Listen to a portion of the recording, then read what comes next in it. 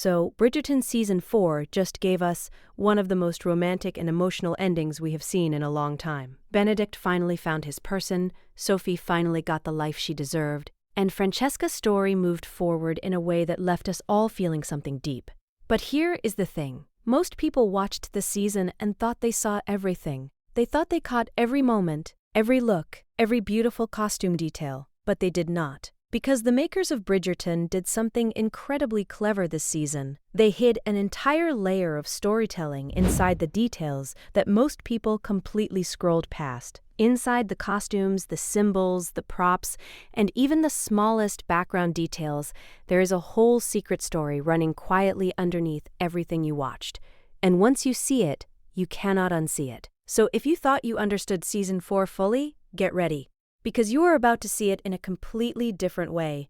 Make sure you watch till the very end, because the last detail on this list is honestly the most emotional one of all. And as always, do not forget to subscribe. Let us start with something that appeared right at the beginning of the season and set the tone for everything that was about to happen, but almost nobody paid attention to it. In the very early episodes of Season 4, if you look carefully at the color palette used in Sophie's clothing, you will notice something very intentional.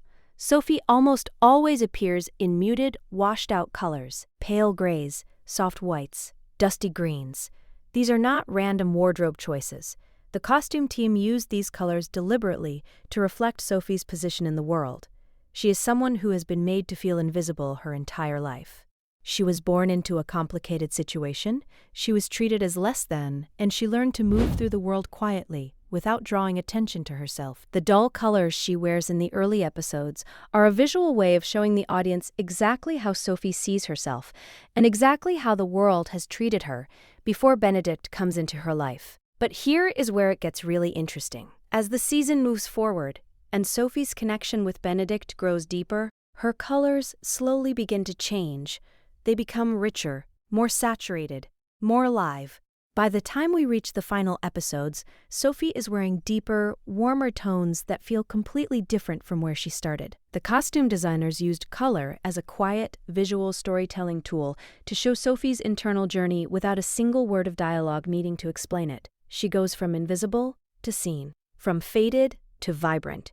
And it all happens so gradually that most viewers felt the shift emotionally without ever consciously realizing why. Now, connected to Sophie's visual transformation is another detail that works hand in hand with it, and it involves Benedict himself. Throughout the season, Benedict's art is used as more than just a personality trait. It is used as a mirror. In the early episodes, whenever we see Benedict attempting to sketch or paint, the work is unfinished, incomplete. He starts things and walks away from them. He looks at his own work with frustration and doubt. This is not accidental. The makers are using his art to reflect his emotional state. Benedict is a man who does not feel complete. He does not fit neatly into the world expected of him as a Bridgerton son. He resists the pressure of society, and he has never truly found the thing or the person that makes him feel whole. His unfinished art is a direct reflection of his unfinished inner world. And then Sophie enters his life, and something begins to shift. The scenes where Benedict draws or paints start to feel different. There is more stillness in them, more focus. The audience can feel that something inside him is unlocking, even before the characters themselves fully understand what is happening between them. And by the final episode, as we already know, we see a finished, signed, completed portrait, and it is of Sophie. That single detail ties together an entire season-long visual story about a man who finally found his muse, his peace, and his reason to finish what he started. Another hidden detail that most people missed is woven into the scenes set inside the Bridgerton family home, specifically in how the family interacts around Violet. If you watch carefully, every time a difficult, emotional moment happens in the season, Violet Bridgerton is almost always positioned near something that carries the bee symbol. Whether it is embroidery on a cushion behind her, a small decorative piece nearby, or a subtle motif on the wallpaper in the background. This is the show's way of keeping Edmund Bridgerton present in every emotional scene involving his family. Edmund does not appear in the season. He cannot. He passed away long before the events we are watching. But the makers refused to let him be forgotten. By consistently placing the bee symbol near Violet during her most emotional and vulnerable moments, the show is quietly saying that Edmund is still with her, that even in grief, even in joy, even in the difficult moments of raising a family alone, he is there. It is one of the most subtle and most beautiful forms of visual storytelling in the entire season, and it requires real attention to catch. But perhaps the most overlooked hidden detail in the entire first half of the season involves the mirrors. Bridgerton Season 4 uses mirrors in a very specific and intentional way during scenes involving Sophie and Benedict together. In multiple scenes, when the two of them are in the same space, the camera frames them so that one of them is seen directly while the other is seen through a reflection in a mirror. This is not a random camera choice. In visual storytelling, mirrors often represent hidden identity, a version of yourself that exists but is not fully acknowledged. By framing Benedict and Sophie this way, the directors were quietly telling the audience that these two people are reflections of each other. They come from different worlds, yes, but they mirror each other's deepest qualities. Benedict sees in Sophie the freedom and authenticity he wishes he had. Sophie sees in Benedict the warmth and belonging she has always been denied. They are two halves of the same reflection. And the camera was showing you that the entire time, quietly, in the background, while you were watching the dialogue in the foreground. Now let us move into the details that appear in the second half of the season, because this is where the makers really started hiding things in plain sight. And the first one involves something so small, so easy to miss, that even the most dedicated Bridgerton fans probably watched right past it without a second thought. It appears in the masquerade ball scene, one of the most visually stunning sequences of the entire season. Everyone was focused on the costumes, the dancing, the tension between Benedict and the mysterious lady in silver. But if you pull your attention away from the main action and look at the edges of the frame, specifically at the decorations placed around the ballroom, you will notice that the floral arrangements are not random. The flowers used throughout the masquerade ball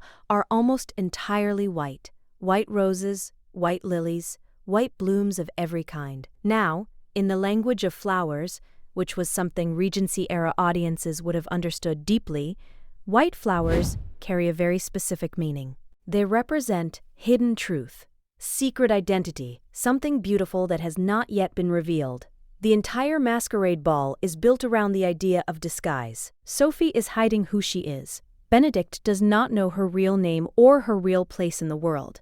And the makers surrounded that entire scene with flowers that silently screamed the truth to anyone paying close enough attention. The beauty is real, but the full story has not been told yet. Everything around them was whispering the secret that the characters themselves were not ready to say out loud. Connected to the masquerade ball is another detail that follows Sophie throughout the second half of the season, and it is hidden in something she does physically rather than something she wears. If you watch Sophie carefully in scenes where she is uncomfortable, where she feels out of place, or where she is reminded of the gap between her world and Benedict's world, she has a small, quiet habit. She touches her pendant. The purple amethyst necklace we discussed earlier becomes more than just a piece of jewelry in these moments.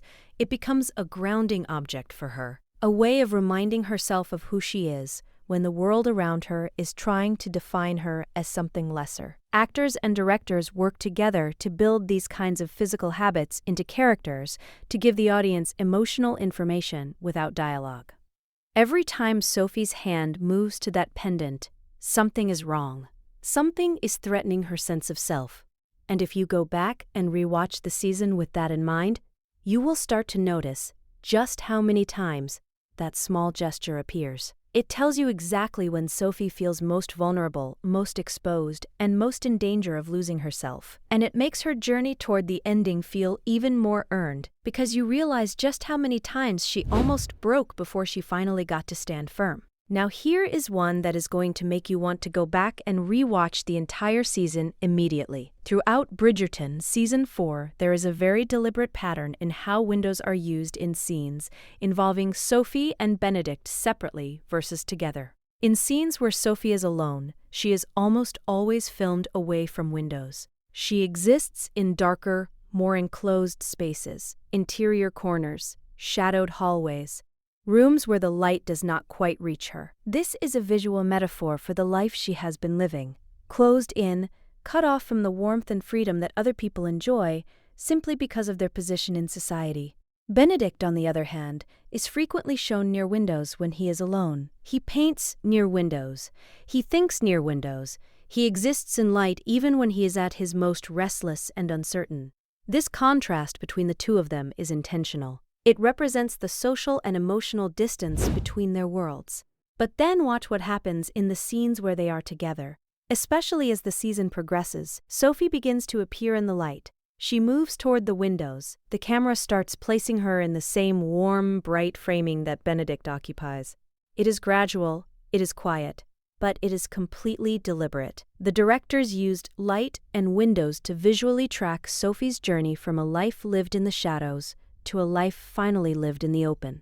By the wedding scene, Sophie stands fully in the light. And if you were paying attention to where she started, that single visual detail carries the emotional weight of her entire journey. Another detail hidden in plain sight involves the Bridgerton siblings themselves, specifically in how they are positioned in group scenes during the second half of the season. Whenever the Bridgerton family appears together, Benedict is almost always standing or sitting slightly apart from the group.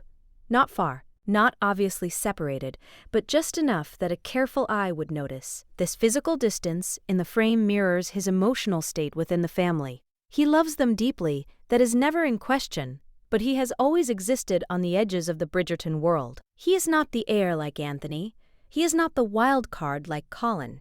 He occupies a space that is harder to define, and that quiet sense of not quite belonging has followed him through every season. But in the final group scenes of Season 4, after Sophie, after everything they have been through together, Benedict's position in the frame shifts. He is no longer on the edge. He is centered. He is fully part of the family in a way he never quite was before. Sophie did not just complete him as a romantic partner. She gave him a place to stand. And the directors showed you that transformation entirely through where they chose to position him in the frame, without ever needing to say a single word about it in the dialogue. And now we have reached the final, hidden detail. And this one is the most emotional of everything on this list. It appears in the very closing moments of the season, and it is so quiet, so gentle, that most people probably felt something without understanding exactly why. In the final scene of the season, after Benedict and Sophie's wedding, after everything has settled and the happiness feels real and complete, the camera does one last slow pull back from the couple. And in that final wide shot, if you look carefully at the garden behind them, you will see lavender, fields of it, surrounding the cottage, surrounding the moment, surrounding them.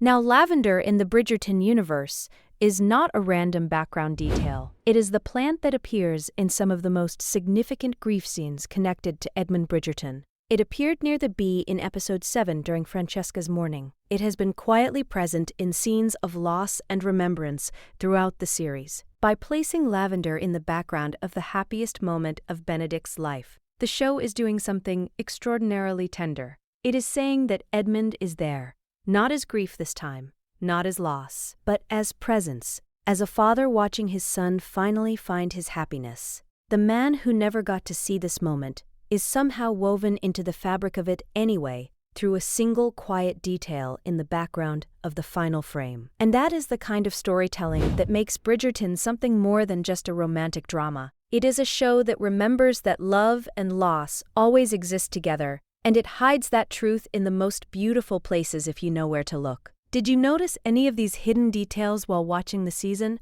or did you catch something that I missed? Let me know in the comments below. And if you enjoyed this video, make sure to like and subscribe for more videos like this.